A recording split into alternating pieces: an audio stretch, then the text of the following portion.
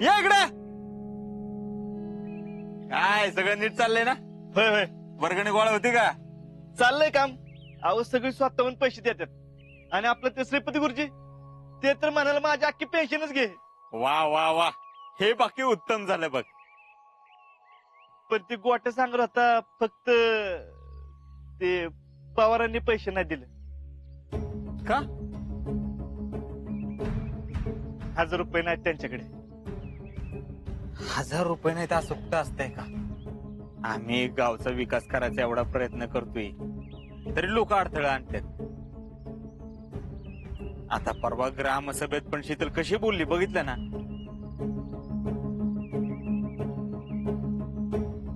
कसं होणार आहे आपल्या गावाचं, मला तर टेन्शनच आले. पण ना त्यांनी तर असं नव्हतं करायला पाहिजे ना. अहो विक्रम तर आपल्या पोरासारखा होता त्यांना.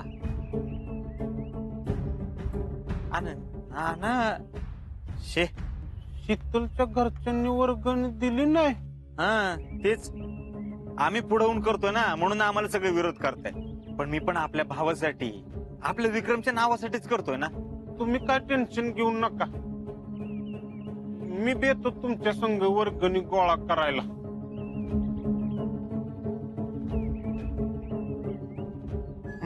ठीक आहे, माझे 1000 रुपये वर्गणी. ही पण घे 300 रुपये. आणि काय लागलं तर मग मला मागा, मी कुठनं बी जुळणी करून देतो. पण माझ्या भावाचं नाव मोठं झालं पाहिजे. देर यू आर रावल्या, देर यू आर. आता काही झालं ना, आपल्या भावाचं विक्रमरावचा प्रवेशद्वार उभा करायचंच. हा आता खरंच जोश आला बघ. चला. कुठं जायचं? फौजींच्या घरी जायचंय. आजच्या वय. हा चला चला चला, बापू चला. येतो.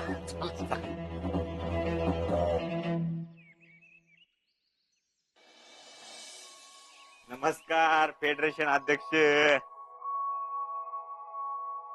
अगं बाई, राहुल्या, भैया साहेब, नमस्कार नमस्कार. एवढा फौज फाटा घेऊन कुठं काय लढायला चाललाय वे? हो नाही, नाही म्हणजे सगळीच गटून आलाय, काय झालंय? अहो मामी, वर्गणी पाहिजे होती 1000 रुपये. भैया 1000 रुपये? इथं काय पैशाचं झाड लावलंय वे? हो मामी, ते काय बी सांगू नका, कुठनं बी द्या. अरे पण कसली वर्गणी? गणपती यायला टाइम आहे अजून. अध्यक्ष रावल्या, लेट मी एक्सप्लेन. इथं आपल्या गावच्या फाट्यावर एक कमान उभी करायचं आम्ही ठरवले. शहीद विक्रम राऊत प्रवेशद्वार. म्हणजे कसं गावातनं येताना जाताना तिथनं पास होणाऱ्या प्रत्येकाला ती कमान दिसेल. ह्यानं काय होईल, विक्रम राऊत सदैव आपल्या स्मरणात राहील. अगं बाई, चांगलीच आयडिया आहे की. हा पण 1000 रुपये जरा जास्तीच होत्यात ना.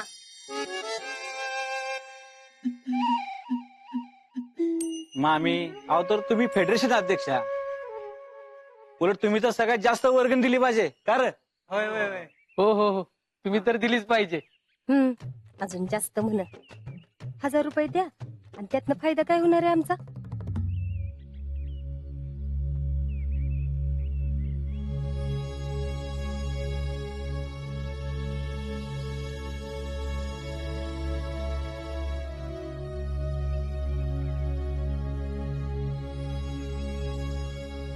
अहो मामी, आता त्यात कसला विचार करायचाय? हा, द्या की वर्गणी. आणि कसं आहे, चांगल्या कामाला उशीर नको. आणि ग्रामसभेत शीतलने बाह्यांच्या आयडियाला विरोध केला होता. आता तुम्ही तरी विरोध करू नका. हा, अहो नाही नाही, शीतल, बघितलंच काही काय म्हणतात? काय? शीतल, ते आपल्या विख्यातच्या नावानं कमान उभा राहायचं आहे ना, मग त्यासाठी वर्गणी दिक्की.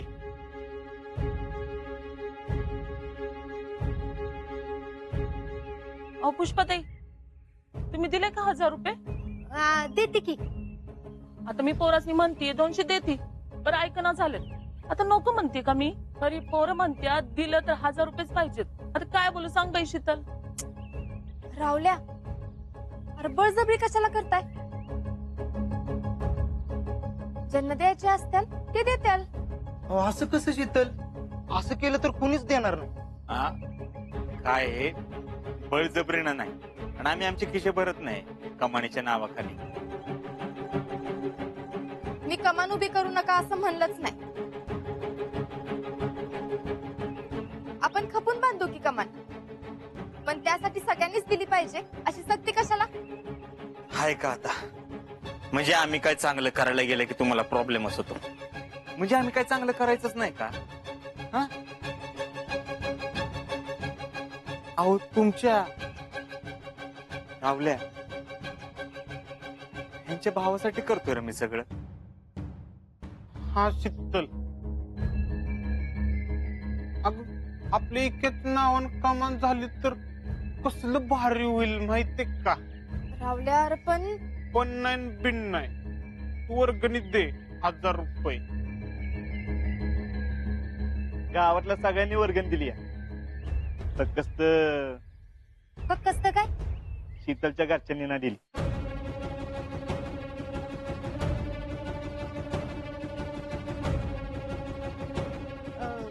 त्यांचं त्यांनाच कमी झालंय आणि वर्गणी कुठनं देणार ते?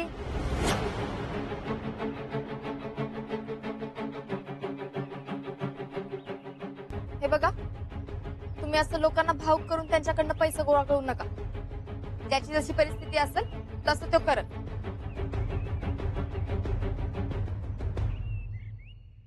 होय होय, आता हिच्या घरच्यांची तशी परिस्थिती असती तर 1000 काय 10,000 दिले असते, पण आता नाही ना. मग काय करायचं? हो फेडरेशन अध्यक्ष, बाकीच्यांचं राहू द्या, तुमचं काय ती बोला. हे देणार तुझे पैसे, हे नुसतंच आपल्याला ऐकवणार. जाऊ दे भैया, चला. चला येतो.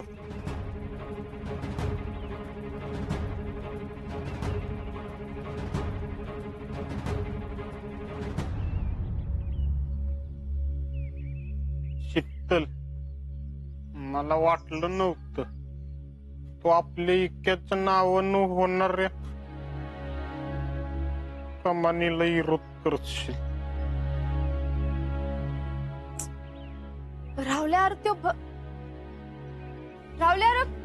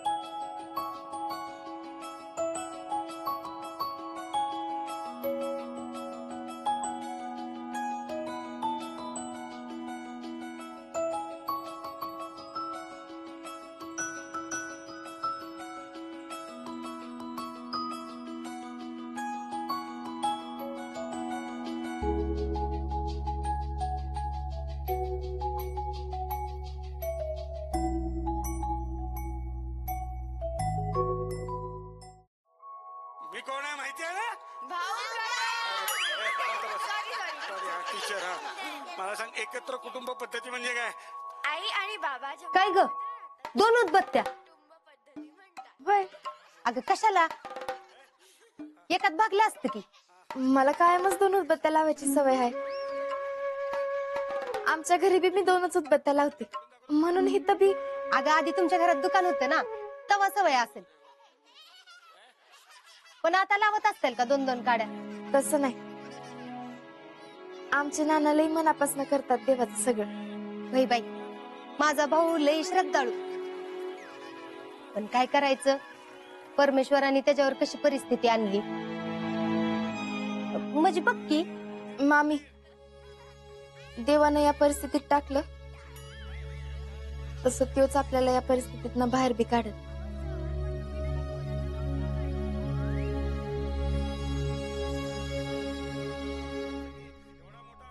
मम्मी, अगं पप्पा कसे नाही आलेत अजून कारखान्यावर ना? त्यांचं काय तवा, चावडीवर रिकाम टिकडी काय कमी आहेत वय. कोणी तर हाक मारली असेल आणि हे बी जाऊन बसले असतील. पण एवढा उशीर करत नाहीत ना, म्हणून म्हणलं. येत्याल दम, भूक लागली की आपल्या मनाने घराकडे येतात. पण आता तर इलेक्शन बी लागणार आहेत ना? अगं एवढ्यात कुठलं, अजून मस्त 5-6 महिने टाइम आहे त्याला. पण मीटिंग सुरू झाल्या असतील आताच.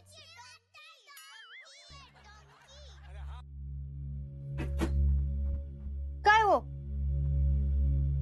अहो किती वेळ झाला, कुठं होता? होतो इथं गावातच. तुम्ही केलेलं निस्तारत होतो. हाय का आता? आम्ही काय केलं? आम्ही काय केलं म्हणजे, चावडीवर मगाशी पोरं भेटली होती. मला म्हणली तुमच्या घरच्यांनी पैसेच दिले नाहीत. कसलं पैसे? ते कमानीच्या वर्गणीचे पैसे ना? होय, तेच पैसे. अगं एवढं कळतंय तर द्यायचे होते ना पैसे. आता ग भया, एवढं चिडायला काय झालं तुम्हाला? चिडायला काय झालं म्हणजे, जयडे पार्लर मध्ये गेल्यावर पैशाचा हिशोब करतीस का? आणि पुष्पे, एकदा दुकानात गेल्यावर 5-5 साड्या घेऊन येतीस, तिथं वर्गणी द्यायला काय होतं ग तुम्हाला? उगाच माझ्या साड्यांचा विषय इथं काढू नका. नाहीतर काय. अगं कुठं चेंगटपणा करावा, कुठं हात मोकळा सोडावा, काय कळत नाही बघ तुला. हाय का बाई, मी कुठं नाही म्हणले पैसे द्यायला. मग हेच नको म्हणली का ग शीतल? होय, म्हणजे मी त्यांना म्हणलं की बळजबरी करून पैसे गोळा करू नका म्हणून. अगं पण शीतल, आपणच नाही द्यायचं म्हणजे कसं होणार? आणि वरनं वर्गणी गोळा कशी करायची हे आपणच सांगितलं तर कसं वाटेल बरं लोकांना? मामा, तुम्हाला कोण काय बोललं का? नाही, तसं मला कोण काय बोललं नाही, पण राहुल्या भेटला होता मला रस्त्यात. रावल्या काय बोलला तो काय म्हणणार आहे? नावच ठेवली असतील की आपल्याला. नाही नाही, तसं काय बोलला नाही तो. पण मला म्हटला शीतलनं कसा काय विरोध केला. इक्याच्या नावची कमान उभारायची. चेहरा पडला त्याचा, नाराज झाला बिचारा. भोळा हाय रावल्या, त्याला त्या भैयाचा प्लॅन कळला नसेल. शीतल, असू दे, मी येताना देऊन आलोय पैसे. भैया किती दिले? किती त्याला पाहिजे होते का? हाय का आता? मलाच विचारा उलट. नाहीतर काय मग, मला जेवढे द्यायचे होते तेवढे मी देऊन आलो. आणि पुन्हा असं वागू नका. वर्गणीचे पैसे वेळची वेळी देत चला. 4 माणसात ओळख आहे आपली. पुष्पे, तुला तर फेडरेशन अध्यक्ष म्हणून ओळखतात. मला टोमणे मारायची काही गरज नाही. मी मस्त द्यायला तयार होती. शीतलच नको म्हणली. वय पप्पा, मला बी लई कसं तरी वाटत होतं, पण आता या घरात माझं कोण ऐकणार आहे तेव्हा? झालं, पराचा कावळा कसा करावा नाही हे तुमच्याकडनं शिकावं. कुठला विषय कुठं नेऊन ठेवायला माहिती की काय माहिती. काय बी झालं तरी सगळं खापर आमच्याच माथ्यावर फोडा. राहुल्याला भेटून आपणच त्याला लवकरात लवकर समजवलं पाहिजे, नाहीतर. शीतल, असू दे, लय विचार करू नको. वय, तुम्हाला भूक लागली असेल ना, मी जेवाय वाढते तुम्हाला. चल, मी आलो हात पाय तोंड धुवून.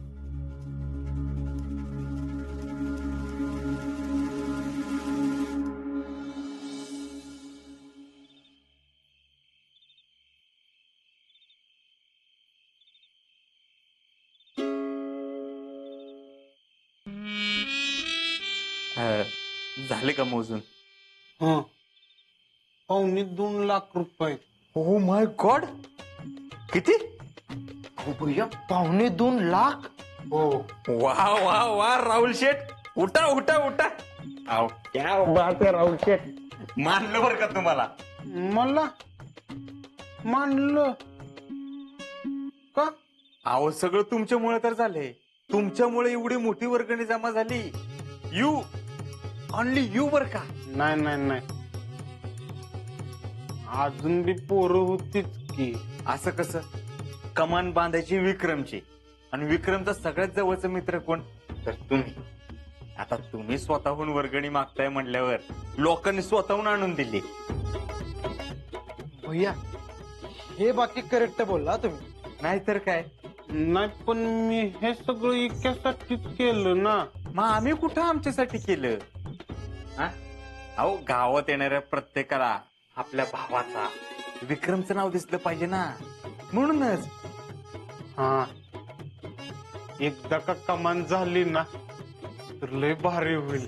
आता खुद्द तुम्ही हात घातल्या म्हणल्यावर का नाही होणार?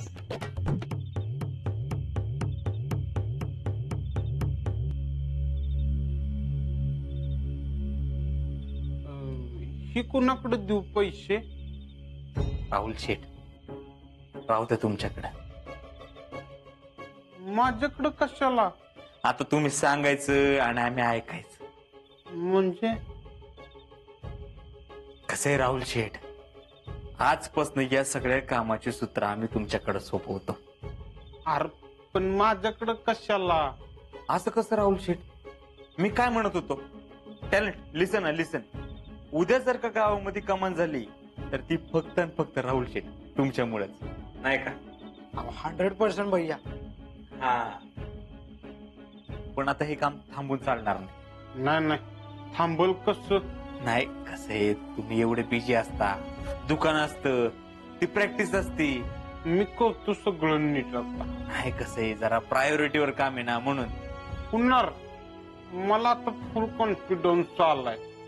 वा, असाच कॉन्फिडन्स पाहिजे. प्रॅक्टिस काय नंतर बी घेता येईल, पण ही नाही, मी करतो सगळं आता. वा राहुल शेठ, वा. तुम्ही बोलला, विषय संपला. बर, येऊ का मी? हा, या.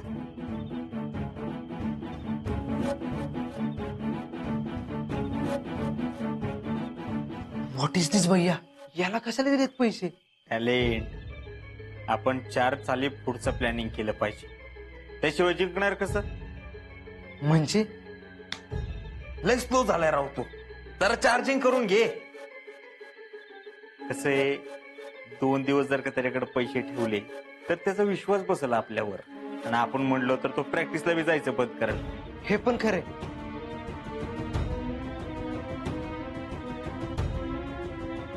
त्याला फक्त ते शीतल पासून लांब ठेवला पाहिजे, मग कसं आपल्या मनासारखं होतंय. शीतलला जो जो मदत करेल त्याला आपण आपल्या बाजूने करून घ्यायचा. म्हणजे एका दगडात 2 पक्षी. ए, अरे कुठं पक्षी मोजतो? आता तर धावा ओढवतो का नाही बघ मी. देर यू आर भैया, देर यू आर. मानलं तुम्हाला.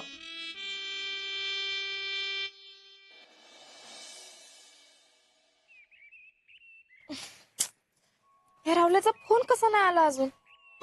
रिपोर्टिंग करायला विसरला का काय? त्याला फोनच करून बघते.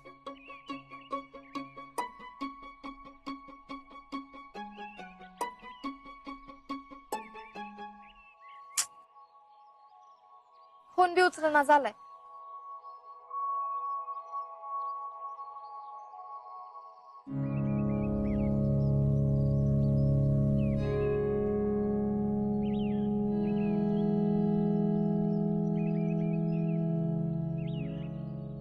आशा, अरे आशा, इकडे ये.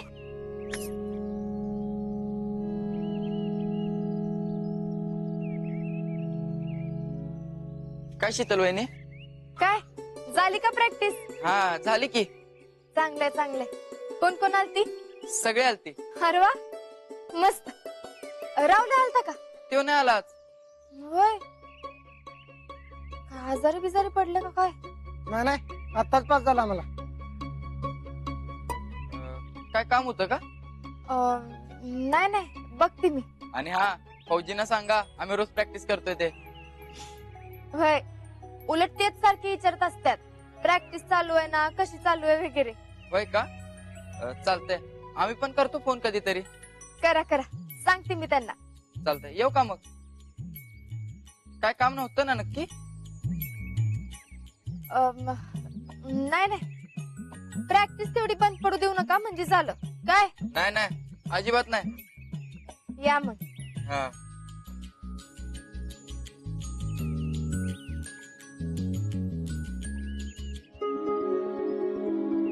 तू रावला का गेला नसेल आज प्रॅक्टिसला.